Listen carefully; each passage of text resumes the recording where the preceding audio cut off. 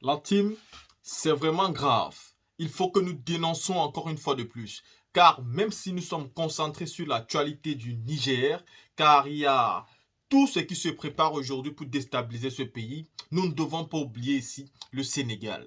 Et Ousmane Sonko qui s'est battu pour la jeunesse sénégalaise et par conséquent pour la jeunesse africaine. On estime que quand un jeune leader se lève, il prend tous les risques, il se met en danger, il met la vie de sa femme, ses enfants, de toute sa famille en danger. Quand il tombe, nous devons rester debout et continuer à apporter du soutien. Nous demandons donc où est Ousmane Sonko.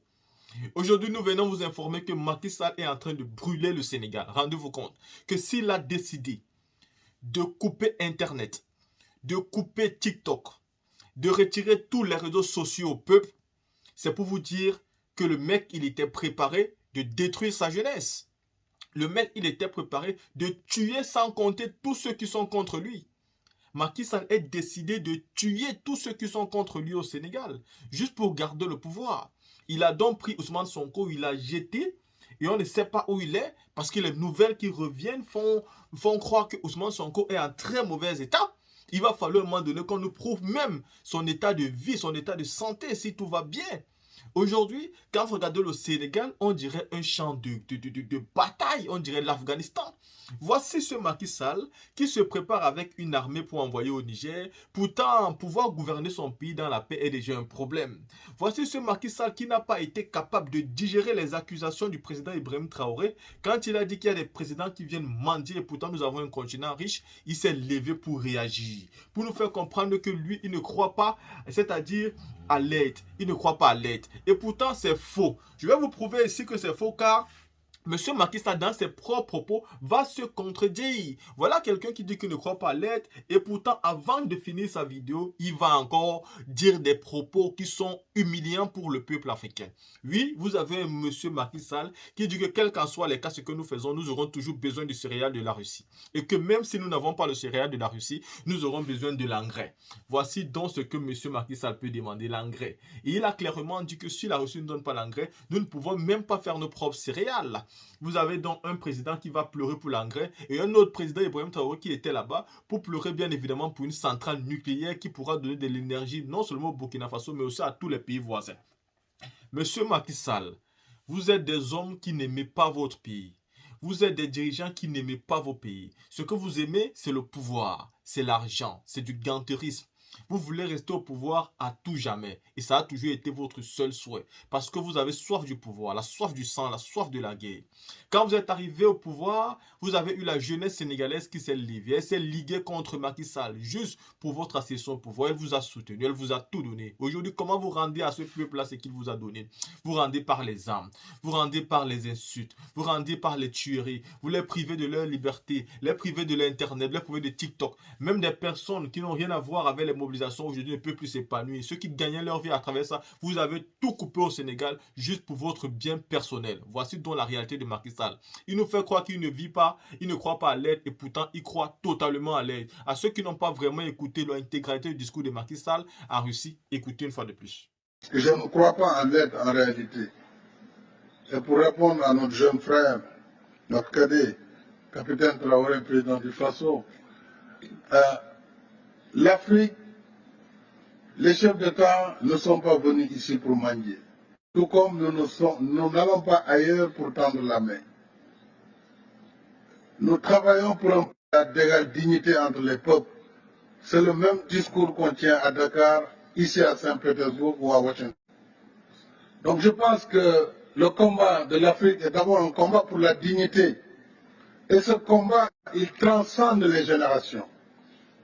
Je suis très heureux, moi, d'être à côté du président Museveni ou du président Denis Sassou Nguesso, qui ont été pour l'un des combattants de la liberté, pour d'autres, des modèles de résilience. Et chaque génération a son combat à mener. Le nôtre, c'est de combattre d'abord le terrorisme qui est en train de gangréner notre continent. Mais aussi, c'est de travailler pour le développement de notre continent. Mais si on y regarde de très près, pourquoi l'Afrique en est à cette situation? C'est justement le poids de l'héritage de l'esclavage, de la colonisation, qui se poursuit à la station de néocolonialisme et à travers l'injustice du système que nous combattons au quotidien. Nous avons demandé la réforme du système des Nations Unies. Nous avons demandé la réforme de la gouvernance mondiale qui aujourd'hui conditionne la vie de nos États. Et quels que soient par ailleurs nos efforts, si ces règles ne sont pas modifiées, eh bien, nous n'irons nulle part. C'est pourquoi il est temps dans la solidarité que nous travaillons également à le continent, puisque les défis sont majeurs. Nous avons des micro-États hérités du Congrès de Berlin qui nous empêchent de travailler à l'échelle. Si on ne comprend pas cette situation, on perdra beaucoup de temps sans efficacité. Je crois que la Russie, avec ses capacités en matière d'investissement, peut travailler avec l'Afrique sur ces grands projets régionaux. Et l'Afrique a besoin d'infrastructures de développement. L'Afrique a besoin de chemins de fer. Elle a besoin d'électricité, de barrages. Elle a besoin de la sécurité collective. Et sur tout cela, l'Union africaine, à travers différents mécanismes, que ce soit l'ODAN-NEPAD, que ce soit les programmes régionaux, nous avons le programme qu'il faut. Et je pense avec la Russie, nous pourrons travailler ensemble avec les BRICS et avec tout autre partenaire qui souhaiterait travailler dans nos priorités. Nous pourrons ensemble bâtir une prospérité partagée. Je pense que s'agissant maintenant de nos soucis, et notre souci principal reste la paix, sur le continent. Notre souci, c'est la sécurité à l'échelle du continent et du monde. Nous souhaitons des escalades pour aider à l'accalmie et à la restauration du libre commerce des céréales et des fertilisants. Ça, c'est mon discours depuis le premier jour du conflit russo-ukrainien. Puisque l'Afrique, au-delà du blé, produit des céréales. Nous produisons du mil, du maïs, du sorgho. Nous produisons toutes sortes de céréales. Mais sans fertilisants, comment allons-nous faire? Donc, toutes les contraintes contre le commerce des céréales et des fertilisants doivent être levées. Mais ce soir, nous verrons le président et je pense que nous aurons l'occasion, sur l'initiative de la paix africaine, d'avancer sur ces sujets, mais aussi cela nous permettrait, partenaires sur les restrictions par rapport au commerce, de plaider pour la levée de toutes les restrictions afin que les pays puissent retrouver un commerce libre au bénéfice de toutes les populations. Monsieur le Président, je vais m'en arrêter là puisque je ne voudrais pas être plus long, mais nous souhaitons une action de la Russie à l'échelle de l'Union africaine, dans le domaine de la sécurité. Nous avons une architecture de la paix pour l'Union africaine. Nous sommes en train de voir comment l'Afrique peut prendre en charge, dès lors que le Conseil de sécurité a failli à cette mission, de restaurer la paix partout dans le monde. Le terrorisme gangrène notre continent, sans qu'il n'y ait aucune solidarité majeure en faveur de l'Afrique. Donc ce sujet-là, je pense que c'est un sujet important pour notre sommet. L'autre sujet important, je l'ai dit, c'est vraiment l'investissement que nous devons pouvoir faire ensemble pour une prospérité partagée. Je ne peux terminer, Monsieur le Président, sans vous féliciter et vous remercier pour le soutien diligent que vous avez apporté à la demande d'adhésion de l'Afrique comme membre de plein droit du G20. Cela participe de notre revendication pour une gouvernance politique et économique mondiale plus juste et plus inclusive, y compris par la réforme du Conseil de... Quand vous finissez d'écouter ici, est-ce que vous pouvez tomber dans le piège de ce monsieur qui essaie de nous faire croire qu'il n'est pas intéressé par l'aide? Il a toujours été intéressé par l'aide. Macky Sall est un président dictateur, c'est un président très méchant, c'est un président qui va vers un troisième mandat. Détrompez-vous si vous croyez que Macky Sall a renoncé à son troisième mandat. Macky Sall n'a pas du tout renoncé. Macky Sall va nous faire la Ouattara. Il va nous faire la Ouattara, ce que Ouattara avait fait en Côte d'Ivoire. Dire avant qu'il ne sera pas candidat et à la dernière minute dit qu'il est donc candidat parce que celui qui devait l'être est mort. Macky Sall sera candidat et il est en train d'aller comme ça vers le troisième mandat. Il est là en train d'éliminer Ousmane Sonko et éliminer le fils d'Abdoulaye Wade. Il élimine alors tous les véritables adversaires qui pouvaient l'empêcher de faire un prochain mandat. Et donc seulement, même s'il voulait le faire de gré ou de force, de le gagner. Macky Sall aujourd'hui a pris la casquette de l'un des pires dictateurs. D'ailleurs, c'est lui aussi qui a décidé d'envoyer son armée au Niger pour aller détruire un peuple qui n'a absolument rien demandé. C'est lui qui a décidé d'envoyer son armée au Niger pour aller s'occuper des affaires intérieures d'un pays qui n'est pas le sien. La question que j'ai envie de poser à tous ces présidents qui vont envoyer leurs armées au Niger, qu'est-ce que vous croyez réellement? Vous croyez que vous allez détruire les pays et vous, vos affaires intérieures vont se porter très bien? C'est ce que vous pensez. Il faut que vous sachiez quelque chose sur la guerre qui se prépare au Niger.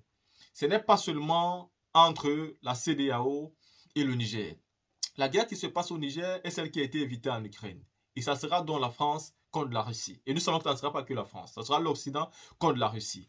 Et ceux qui vont vraiment en payer le prix seront les Africains une fois de plus. Parce que c'est une guerre qui sera déportée de l'Ukraine pour venir se vivre en Afrique. Et comme Ouattara pense qu'il n'a pas de frontière avec le Niger, il se dit il peut frapper ce pays-là sans risquer quelque chose. Détrompe-toi.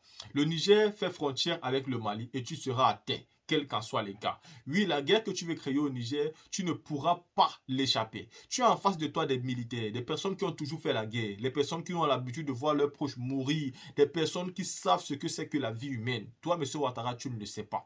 Quand la guerre va commencer, tu seras le premier à prendre un avion pour fuir. Mais cette guerre que tu commences, crois-moi et sois-en sûr, un coup d'État n'est pas loin de toi, M. Alassane Ouattara et M. Macky Sall. Vous êtes en train de perdre la raison. Macky Sall est un président que les Africains ont aimé un temps soit peu. Quand bien même on savait qu'il travaillait pour la France, nous avons toujours eu du respect pour lui, de l'intérêt pour lui. Et nous avons toujours cru qu'au moment venu, il quitterait le pouvoir tranquillement. Aujourd'hui, Macky Sall nous prouve à suffisance qu'il est aussi pire que M. Alassane Ouattara. Ils sont tellement de bons amis qu'il ne faut jamais, jamais, à grand jamais, leur faire confiance. Ils pensent aujourd'hui, c'est-à-dire en effrayant le gouvernement nigérien, ils vont faire peur aux militaires qui seront tentés de leur faire un coup d'État soit au Sénégal, soit en Côte d'Ivoire. Mais détrompez-vous, car aujourd'hui, si le coup d'État va arriver, ça va arriver. Et peu importe vos agissements, ça va arriver. Et je suis sûr qu'en envoyant les militaires au Niger, pourtant ils n'ont rien demandé. Ça dit, voici des personnes aujourd'hui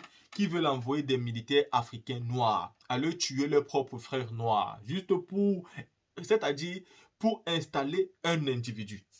Ils veulent tuer leurs frères noirs pour installer un homme, c'est-à-dire tuer à supposer que vous voulez lutter contre les militaires, que vous tuez même 50, 100, 200 militaires. Vous allez tuer 200 militaires juste pour installer Bazoum. Mais c'est pourquoi on dit que c'est vous les terroristes.